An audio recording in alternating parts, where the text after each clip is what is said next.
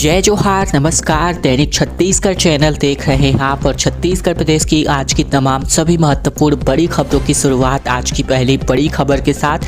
छत्तीसगढ़ में कोई भी अब एक नई शराब की दुकान नहीं खुल सकती है। साय कैबिनेट ने यह फैसला किया है, जहां बजट के मसौदे को मंजूरी दे दी गई है।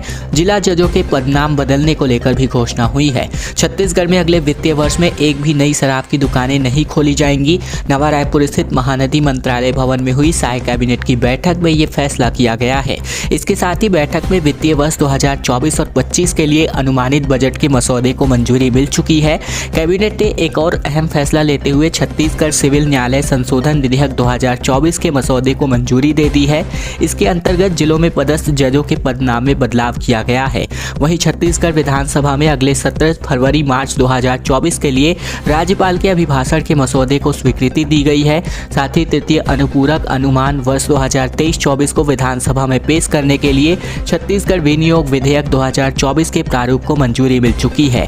साथ ही बात करें तो यहाँ पर कोई भी फैसला जो है छत्तीसगढ़ में हो रही धान खरीदी या फिर महतारी वंदन योजना या फिर बेरोजगारी को लेकर कोई भी फैसला छत्तीसगढ़ के कैबिनेट की बैठक में नहीं लिया गया है।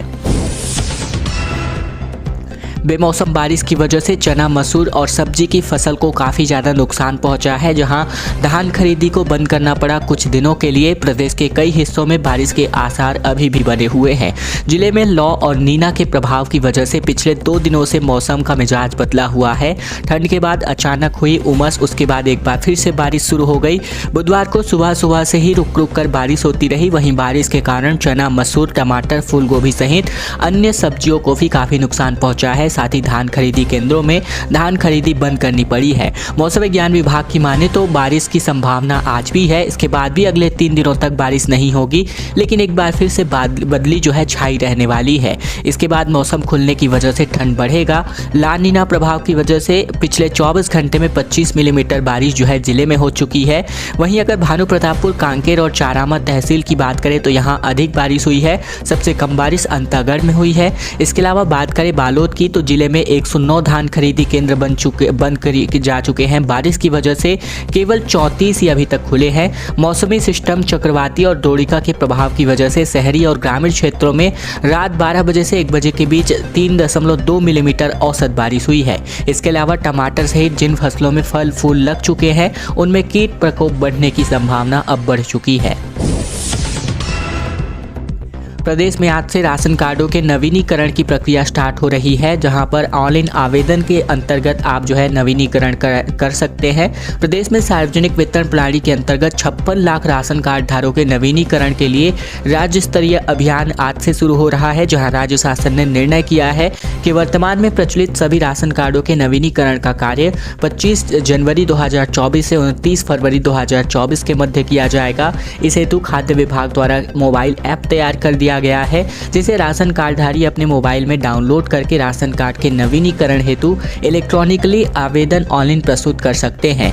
खाद्य.cg.gov.in से भी लॉगिन करके इसे डाउनलोड किया जा सकता है। और ऐसे हितग्राही जिनके पास एंड्रॉयड मोबाइल नहीं है अथवा जहां पर मोबाइल की कनेक्टिविटी नहीं है, वहां पर उचित मूल्य की दुकान स्तर पर ऑनलाइन तथा ऑफलाइन प्रक्रिया के जरिए राशन कार्डों के नवीनीकरण हेतु आवेदन प्रस्तुत किया जा सकता है।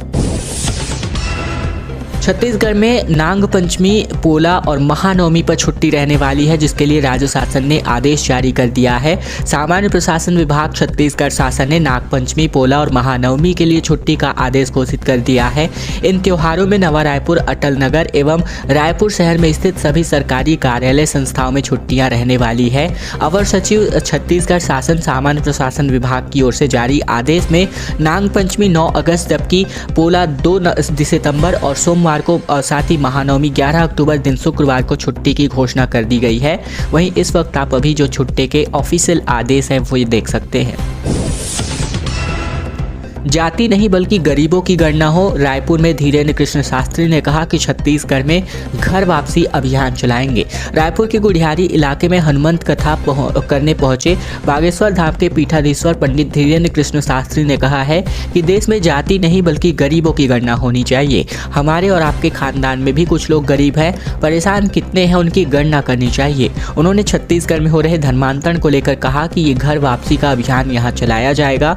इन्होंने कहा कि छत्तीसगढ़ छत्तीसगढ़ में धर्मांतरण की वजह से विरोध भरी पूर्व की सरकार और दिशाहीन लोग हैं। 2023 में जब आए थे तो कुछ और हालात थे। साल बदला, हाल बदला और छत्तीसगढ़ का ऐसा हाल बदला कि हम आए और सनातन की बहार लेकर आए। अब धर्म विरोधियों की ठठरी और गठरी दोनों बांधी जाएगी।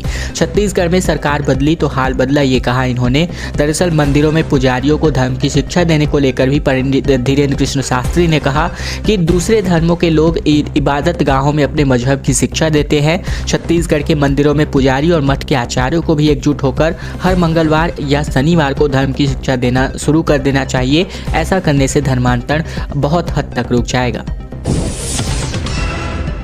रायपुर एम्स के 800 ठेका कर्मचारियों ने अपनी हड़ताल स्थगित कर दी है। आश्वासन पर बीते दिन यहां पर ये काम पर लौट चुके हैं। ऐसे में बात करें, माफ कीजिएगा, आज से काम पर लौटेंगे, जहां रेगुलर स्टाफ भर्ती कर इनका विरोध हो रहा था।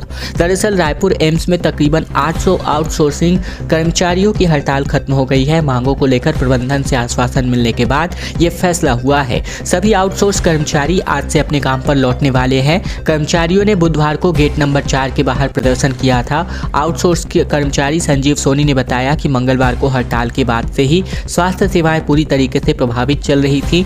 कई लाशें रखी हैं जिनका पोस्टमार्टम तक नहीं हो पाया था। ओपीडी से लेकर आईपीडी, ब्लड सैंपलिंग समेत तमाम सेवाएं पूरी तरीके से प्रभावित चल रही थी। कर्मचारियों के काम पर लौटने से अब दिक्कत खत्म होने वाली है।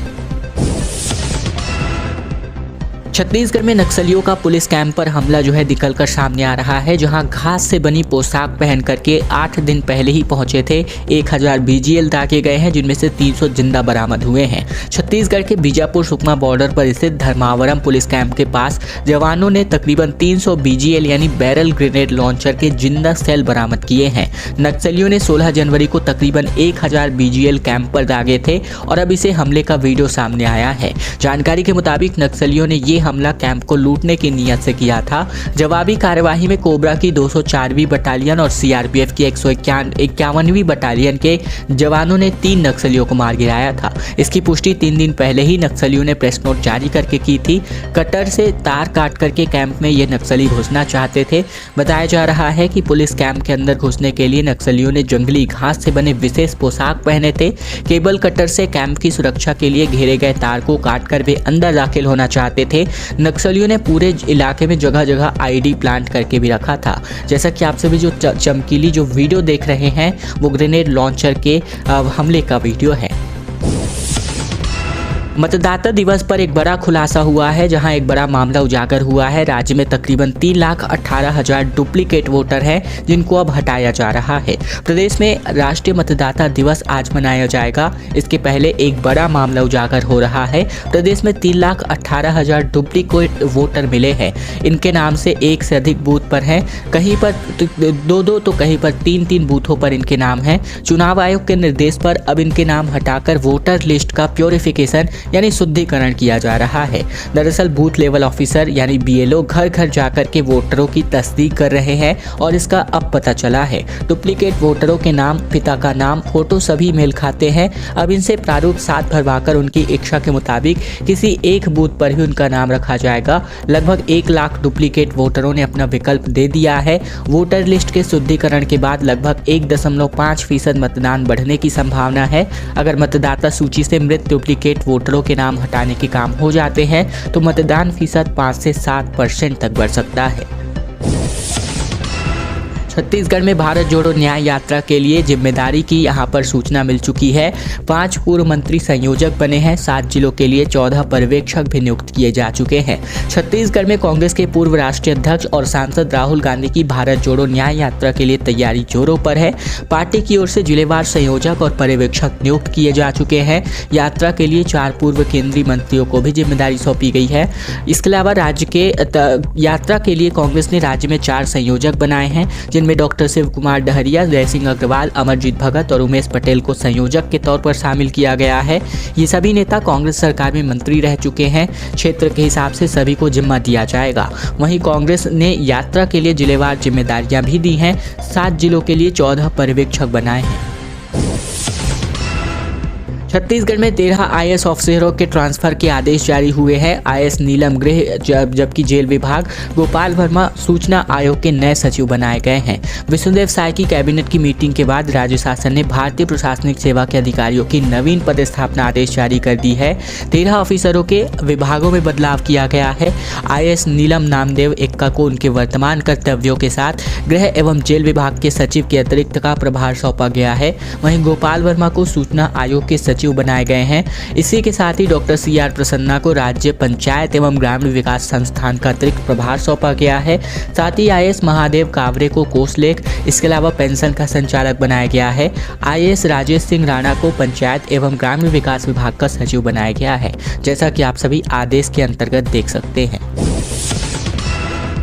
पुलिस एक सर्वे रिपोर्ट प्रस्तुत करने वाली है जिसमें राजधानी में ब्लैक स्पॉट की शिनाख्त शुरू हो चुकी है।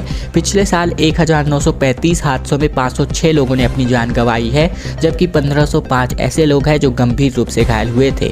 दरअसल बात करें तो 2021 और 22 के हादसों की समीक्षा और छत्तीसगढ़ पुलिस कर रही है, जहां पिछले 3 साल के हादसों के आधार पर पुलिस ब्लैक स्पॉट्स तय करने वाली है। पिछले साल पुलिस ने 24 सड़कों को खतरनाक बताते हुए ब्लैक स्पॉट घोषित किया था। यहाँ सबसे ज्यादा हादसे और मौतें हुई थी। इनमें से 2 खतरनाक सड़कों पर हादसों को रोकने के लिए ओवरब्रिज मंजूरी कर ली गई है।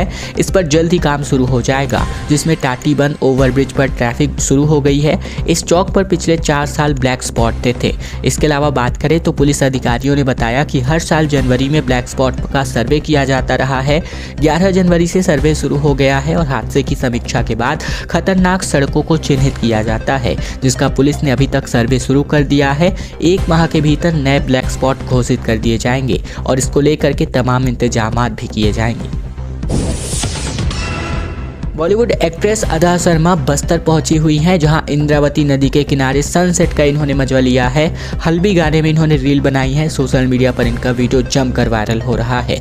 बॉलीवुड की मशहूर अदाकारा अदा शर्मा अपने अपकमिंग फिल्म की शूटिंग के सिलसिले में बीते दिनों छत्तीसगढ़ पहुंची हैं। इस दौरान फिल्म की शूटिंग से पहले अदा शर्मा माता दंतेश्वरी के मंदिर पहुंची और आशीर्वाद लिया। दंतेवाड़ा के अलावा अदा शर्मा ने बस्तर के चित्रकोट वाटरफॉल के पास इंद्रावती नदी के किनारे सनसेट का मजा लिया। साथ ही नदी किनारे बस्तर की क्षेत्रीय बोली हल्बी गाने में इन्होंने रील बनाई है, जो कि सोशल मीडिया पर जमकर वायरल हो रही है। बता दें कि इस रील को भी अदा ने अपने इंस्टाग्राम अकाउंट पर पोस्ट किया है, जिस पर अब तक 36 लाख से ज़्यादा लोगों ने इसको देखा है। वहीं अदा की इस रील पर उनके फैंस जमकर प्यार लुटा रहे हैं। खासकर छत्तीसगढ़ में रहने वाले अदा के फैंस ने उन्हें बस्तर आने और यहाँ के लोकल सॉन्ग पर रील बनाने के लिए धन्यवाद किया है। कलेक्टरों और एसपी के वीडियो कॉन्फ्रेंसिंग को लेकर बैठक हुई है, जिसमें परीक्षा के समय तेज लाउड स्पीकर और प्रेशर हॉर्न बजाने पर जब्ती की कार्यवाही को लेकर जुर्माने की कार्यवाही करने को लेकर भी यहाँ पर कार्यवाही हुई है।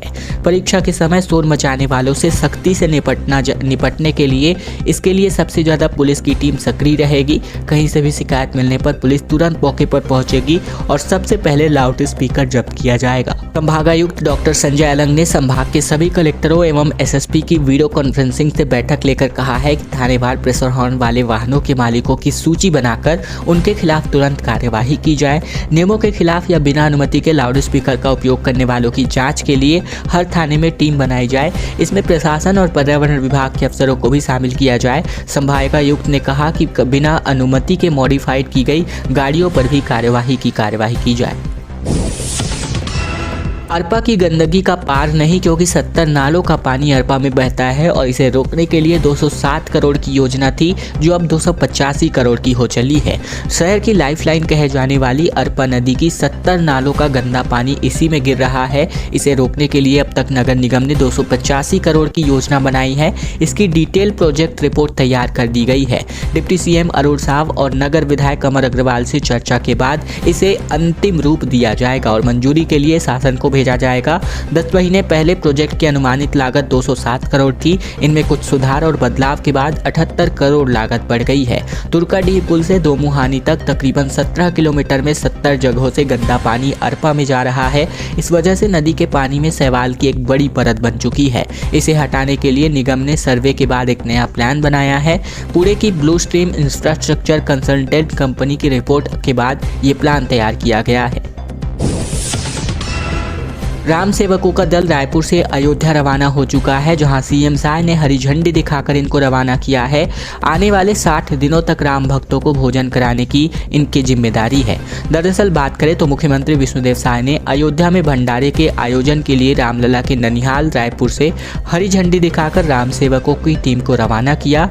रायपुर के श्री राम मंदिर से कार्यकर्ताओं की टीम को रवाना किया गया। वहीं इसी के साथ ही अयोध्या में भंडारा 60 दिनों तक चलने वाला है। इन कार्यकर्ताओं की टीम की मदद से अयोध्या में श्री रामलला के ननिहाल छत्तीसगढ़ की ओर से भंडारे का आयोजन किया जाएगा। छत्तीसगढ़ की 6 समिति भंडारे का आयोजन करने वाली है, जहां विधायक धर्मलाल कौशिक को समिति का समन्वयक बनाया गया है। इस मौके पर मुख्यमंत्री साय ने कहा कि जो प्रभु श्री राम के दर्शन करने अयोध्या जा रहे हैं, उनके भोजन की व्यवस्था के लिए वहां से सदस्य जा रहे हैं। सीएम साय ने कहा कि 22 जनवरी को छत्तीसगढ़ के भांचा राम अयोध्या में अनेक वर्षों तक टेंट में रहने के बाद विधि विधान से स्थापित हुए हैं।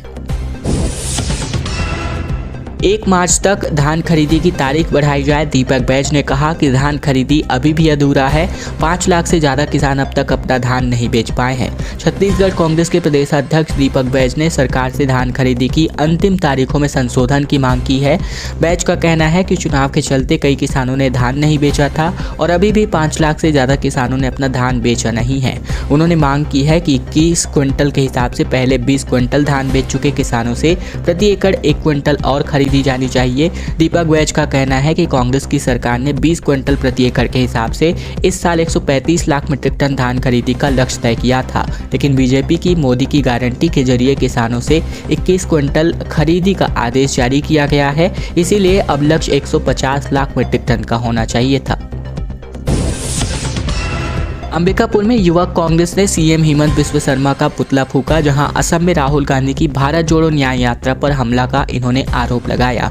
अंबिकापुर में युवक कांग्रेस ने भारत जोड़ो न्याय यात्रा के असम प्रवास के दौरान यात्रा पर दमनात्मक कार्यवाही और भाजपाइयों द्वारा हमला करने का आरोप लगाया। गढ़ी चौक में असम के मुख्यमंत्री हेमंत बिस्व शर्मा का पुतला फूंका गया। युवा कांग्रेस के नेताओं ने कहा कि राहुल गांधी को मंदिर तक जाने नहीं दिया गया, यह लोकतांत्रिक व्यवस्था का उल्लंघन है। युवा कांग्रेस ने घड़ी चौक पर युवक कांग्रेस प्रदेश अध्यक्ष आकाश शर्मा के नेतृत्व में असम के मुख्यमंत्री हेमंत बिस्व शर्मा के पुतला का दहन किया। आकाश शर्मा ने कहा कि भारत जोड़ो न्याय यात्रा पर असम में प्रवेश के बाद भाजपा के लोग हमला कर रहे हैं।